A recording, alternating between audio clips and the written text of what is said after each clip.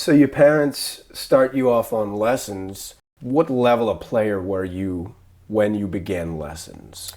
About the same level that I am now, in that I was a beginner. And some of the aspects of it were really hard for me. When I first started, my teacher focused a lot on like sight reading. And I remember my brain kind of hurt, and I wasn't playing and singing at the same time, but she would just, have a metronome going, and I'd have to read notes on a page like in time with the metronome. And I think I was like slightly dyslexic, and so I could feel my brain, like I could hurts. literally Yeah. and she had some really neat exercises that helped me get oriented to the keyboard and the organization of how a keyboard is laid out. Okay. And I remember being really thankful for that. It's like, oh, this is the F area, this is the C area, and then these are Fs again, and these are Cs again, and just kind of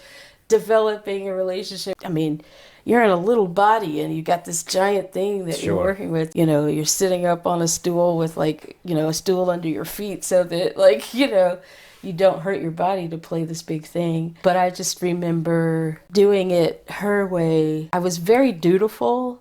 I wanted to do a good job. We had a lot of respect for it, a lot of interest in it. Yeah, and kind absolutely. of catered to a respect for it, or gave birth to a respect for it. Right. And I think that like innocent heart and diligent effort is what made her feel like I had, some ability. But in fact, I was not prodigious by any stretch. I had a prodigious ear. Like I could sight sing very early. I could hear parts very early, and I could replicate like what somebody else was playing pretty easily. But so I had a very good ear. But at the keyboard itself, I was never prodigious by any stretch.